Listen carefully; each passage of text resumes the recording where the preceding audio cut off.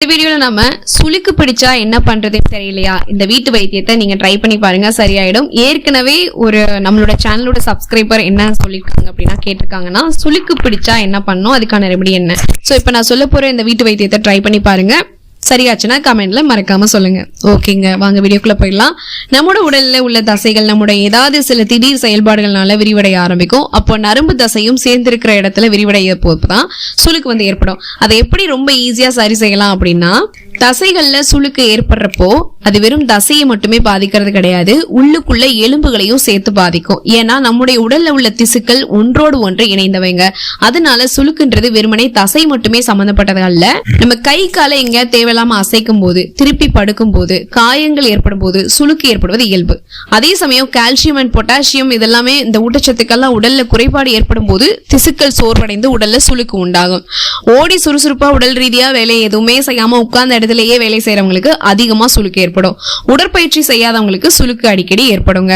தசைப்பிடிப்பு மற்றும் சுளுக்கை சரி செய்ய ஆங்கில மருத்துவத்துல மருந்துகள் நிறைய இருக்கு. ஆனா எந்த செலவுமே இல்லாம ரொம்பவே ஈஸியா வீட்லயே சுளுக்கை சரி செய்ய நம்மோட முன்னோர்கள் பயன்படுத்தின சில வீட்டு வைத்திய முறைகள் இருக்கு. அதை பத்தி இப்ப நம்ம தொடர்ந்து பார்க்கலாம்.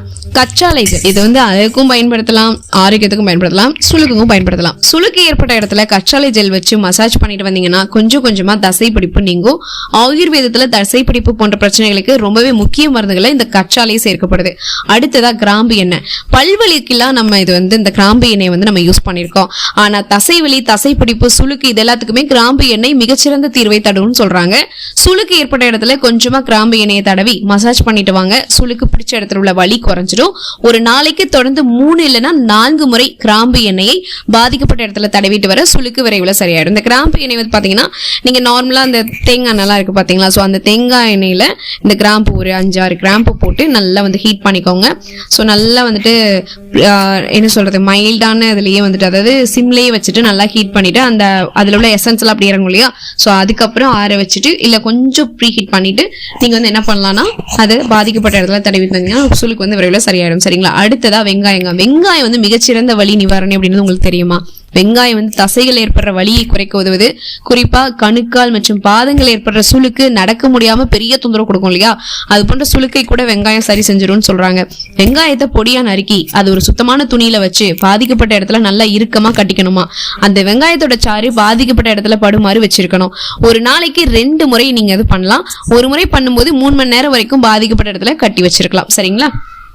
ஓகே, அடுத்ததா ஆலிவ் ஆயிலுங்க. சரும அழகுக்கும் இதய ஆரோக்கியத்துக்கும் மட்டும் இல்ல, சுளுக்கு மாதிரியான மற்ற பிரச்சனைகளுக்கும் சிறந்த வலி நிவாரணியா செயல்படுது. ஆலிவ் ஆயில்ல ஆன்டி எக்ஸ்பிளமேட்டரி பண்புகள் அதிக அளவுல இருக்கு. இது உடல்ல ஏற்படுற வீக்கம் போன்ற பிரச்சனைகளை நிறையவே குறைக்குது. பாதிக்கப்பட்ட பகுதியில ஆலிவ் எண்ணெயும் மிதமான சூட்ல தேய்ச்சி நல்லா மசாஜ் பண்ணுங்க, வலி உடனடியா குறையுங்க. அடுத்ததா ஆப்பிள் சீடர் வினிகர். இந்த ஆப்பிள் சீடர் வினிகர்ல ஆன்டி பாக்டீரியல் பண்புகள் அதிக அளவுல இருக்கு. இது உடல் வலி, உடல் வீக்கம் இது எல்லாத்தையுமே குறைக்க உதவுது. சூடான தண்ணீர்ல 3 ஸ்பூன் ஆப்பிள் சீடர் வினிகரை கலந்து பாதிக்கப்பட்ட இடத்துல ஒத்தரம் கொடுங்க. அப்படி கொடுத்துட்டு வந்தீங்கன்னா வலியும் வீக்கமும் குறைஞ்சிடும், சுளுக்கும் சரியாயிடும். இது பாத்தீங்கன்னா ஒரு நாளைக்கு 3 ல இருந்து 4 முறை இது நீங்க பண்ணலாம். சரிங்களா. அடுத்ததா விளக்கெண்ணெய். காலங்காலமாவே நம்முடைய முன்னோர்கள் விளக்கெண்ணைய மருந்தா யூஸ் பண்ணிட்டு வந்திருக்காங்க. சரும பிரச்சனைகள் அண்ட் தலைமுடி பிரச்சனை நல்ல தீர்வா இருக்கும். உடல் சூட்டை தணிக்கிற தன்மை கொண்ட இந்த விளக்கெண்ணெய் தசைவலி மற்றும் வீக்கத்தை குறைக்க உதவுதுங்க. விளக்கெண்ணெயை சுத்தமான துணியில் நினைச்சு பாதிக்கப்பட்ட இடத்துல வச்சு கட்டிக்கோங்க. 1 மணி நேரம் கழிச்சு வெதுவெதுப்பான தண்ணீர் வச்சு அந்த பகுதியை தொடச்சிருங்க. இது தினமும் 2 முறை செஞ்சாலே தசை வீக்கம் குறையும், சுளுக்கு கொஞ்சம் கொஞ்சமா குறைய ஆரம்பிச்சிடும். அடுத்ததா உப்பு. கல்லுப்பு தசைவலி மற்றும் தசை வீக்கத்தை குறைக்க உதவுதுங்க. கல்லுப்புல அதாவது கடல் உப்புல உள்ள அதிக அளவிலான மெக்னீசியம் தசைவலி அண்ட் சுளுக்கு போன்றவற்றை சரி செய்யற தன்மை கொண்டது. உடல் வலியை போக்குற தன்மை கொண்டதுனாலதான் நம்ம முன்னோர்கள் குளிக்கிற தண்ணீர்ல கல்லுப்பு போட்டு குளிச்சிருக்காங்க. என்ன ஃப்ரெண்ட்ஸ், சுளுக்கு பிடிச்சா என்ன பண்றது அப்படிங்கறத இப்ப நீங்க தெரிஞ்சிருப்பீங்க நம்புறேன். இந்த வீட்டு வைத்தியத்தை எல்லாம் ட்ரை பண்ணி பாருங்க. ஏதாவது ஒன்னு ட்ரை பண்ணி பாருங்க கண்டிப்பா. ஓகேங்களா.